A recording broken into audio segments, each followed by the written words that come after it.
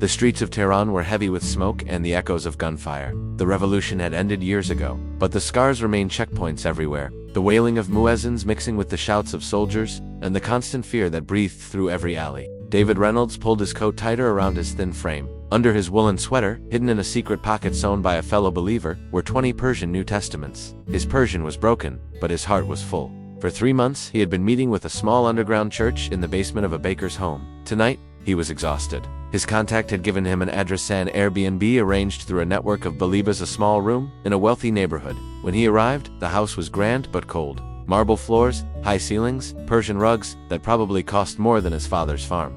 He knocked, the door opened, slowly.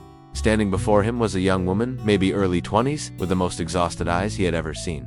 Her dark hair escaped messily from her mandatory hijab, and her hands were red and cracked from cleaning. But behind the exhaustion, there was something else. A fire that refused to die. "Salam, you are the guest," she whispered, looking behind her nervously. "Yes," David said softly. "David, I am Laleh," she said, barely audible. "Please, come quickly. The general, he will return soon." For 3 days, David stayed in the lavish room upstairs. Each day he heard sounds from below, the shouting of General Parsa, the crash of objects, and once, a woman's cry that made his blood freeze. On the 3rd night, he couldn't sleep. He crept downstairs to find water. That's when he heard it. A muffled scream from the kitchen.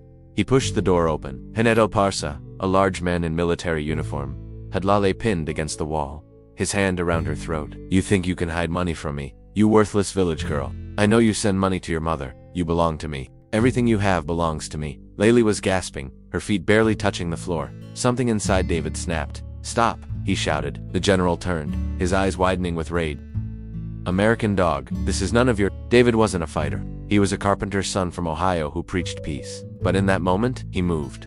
He grabbed a heavy iron pan from the stove and brought it down on the general's arm. The grip loosened. Laleh fell to the floor, coughing. The general roared in pain, reaching for the gun at his hip. "Run!" David screamed, grabbing Laleh's hand.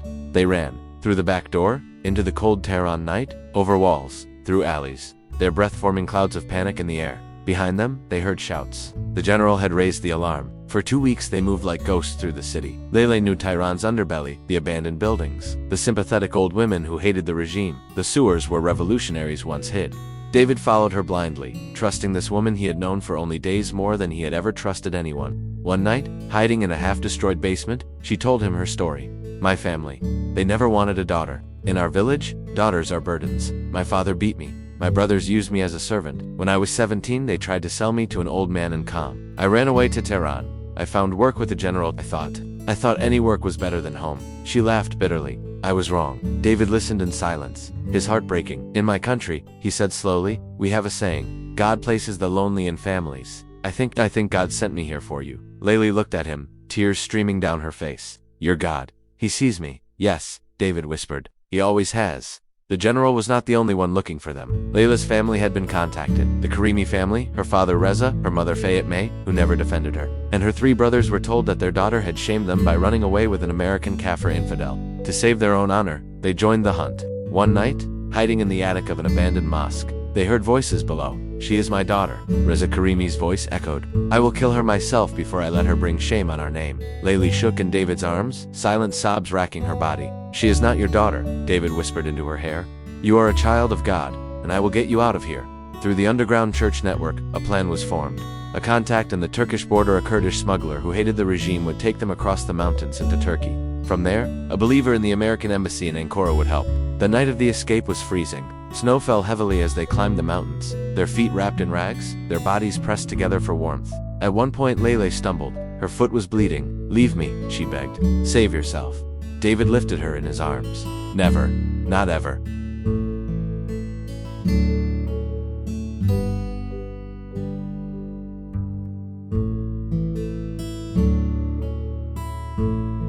As the sun rose, they saw it. The Turkish border, freedom. Behind them, in the distance, they heard dogs barking. Their hunters were close. They ran. Gunshots rang out. Bullets whizzed past them. And then Turkish soldiers appeared, shouting in Turkish, raising their weapons. David fell to his knees, raising his hands. "Don't shoot. We're seeking asylum." Laleh collapsed beside him, her hand finding his. They had made it. The church basement was filled with casseroles and curious stares. David's family had welcomed Laleh with open arms, though the language barrier was difficult. His mother cried when she heard Laleh's story. His father shook his head in disbelief at what his son had done. 6 months after arriving in America, David and Laleh were married in that same church. Laleh wore a simple white dress donated by the women's ministry. She converted to Christianity, not because David asked her to, but because, as she said, "The Jesus who sent an American man to save an Iranian maid is a God I want to follow." The house was filled with the smell of Persian rice and American apple pie. Grandchildren ran through the living room, 3 boys and 2 girls, ranging from 6 to 12, screaming and laughing in that beautiful chaos that only grandchildren can create. Laleh, now in her 60s, with silver-streaked hair that she wore proudly, the hijab long abandoned, stirred the tadig on the stove, making sure it had the perfect golden crust. "Junum, the rice is burning," David said, coming up behind her and wrapping his arms around her waist. At 70 he was slower, grayer, but his eyes still held the same fire. "It is not burning, it is crisping." 37 years, and you still won't let me help with the rice. And 37 years, you still can't cook it properly.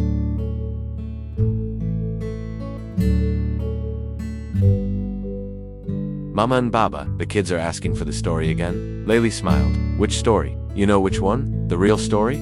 After dinner, the family gathered in the living room. The grandchildren sat at their feet, eyes wide with anticipation. Laleh and David looked at each other. They had told this story many times, but it never got easier. It never got less painful. It never got less miraculous. "Your grandmother," David began, "was the bravest person I ever met. She was a maid in Tehran," Laleh continued, "working for a very bad man. And one night, a strange American showed up at the door. The American was stupid."